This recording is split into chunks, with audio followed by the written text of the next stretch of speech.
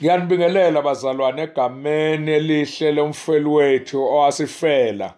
Sesiya nje eGolgotha kulamalanga kodwa nginomlayezo engifuna ukukhumbuza ngawo ibandla likaNkuluNkulu nabantwana bakaNkuluNkulu ukuthi uthini uNkulunkulu wethu kulesi sikhathi esiphila kuso bazalwane. Ake sibuke incwadi yamaRoma ka5 sizoqala nje evesini lokuqala bazalwane benkosi. Uma kukhona oyifundayo nasekhaya angayifunda ngizobe ngiqhubeka nje izinceko zikaNkuluNkulu nezincekukazi bazalwane. iBhayibheli lithi kuvesi 1 ngakho lokhu sesilungisisiwe ngokukholwa sinokuthula kuNkulunkulu ngeNkosi yethu uJesu Kristu okungaye sinokungena ngokukholwa kulo musa esimi kuwo. Siyazibonga ekwethembeni inkazimulo kaNkuluNkulu. Umlayezo ke uthi ke sibonga uKristu bazalwane benkosi oweza emhlabeni elethwa inkosi ubaba uNkulunkulu ukuba silungisiswe ngokukholwa singene ekuthuleni kuNkulunkulu, singene ngaye, singene kulomusa ngokukholwa. Simi ngokukholwa kulomusa, simi ngezinye izinto eyisemaceleni kodwa simi ngokukholwa emseni. Nginxusa kuwe mzalwane ukuthi uwamukele lo musa ngoba kuwumusa lokho esikukho right now. Kuwumusa ukuthi sibe ngabantwana bakaNkuluNkulu. Asingenile ngomthetho, umthetho wehluleke emandulo kodwa singene ngokukholwa. Uma ufunda ivesi lika3 lithi kepha akusikho lokho kuphela kodwa sizibonga nangezihlupheko ngokwazi ukuthi ukuhlupheka kuveza ukukhuthazela. Ukuhlupheka kuveza ukukhuthazela. Noma ngabe ukuhloboni ukuhlupheka obhekene nakho kodwa uma ukulomusa uyakhuthazeka. Uma uqeda ukukhuthazeka iBhayibheli lithi ke ukukhuthazela kuveza ukuqiniseka ukuthi njengoba ukholwa ukulomusa ukhuthala uqiniseke ngezinto zemukele kukholweni kwakho. Ukhuthala uqiniseke. Haleluya. Ukhuthazeka makuveza uqiniseka kuveza ithemba.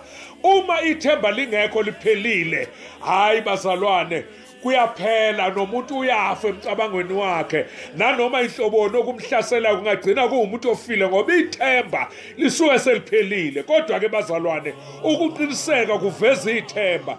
Ithemba alijabhisi ngokuba uthando lukaNkulunkulu lutheliwe ezinhliziyweni zethu ngomoya oyingcwele esimphiweyo. Simphiwe ngomusa. Siyakhumbula uma uJesu ethi asisele sodwa kodwa kukhona umoya asishiya nawo osikhumbuzayo, osifundisayo, okhanyisa amehlo engqondo yethu sibone izinto abantu abangaziboni emhlabeni. Na iBhayibheli lithi ke ithemba lijabhisi, ithemba litheliwe enhliziyweni zethu ngomoya oyingcwele esimphiweyo.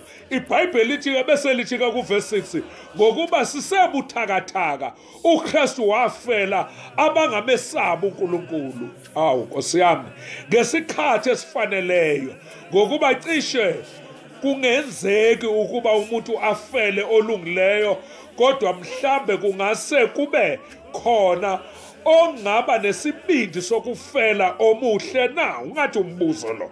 Na iBhayibheli lithi ke sizoni sonakele sizehluleki uJesu wakhetha ukuba sifele esiphambanweni. Njoba siye eGolgotha nje safelwa, sahawukelwa, singafanele, sizoni bazalwane benkosi.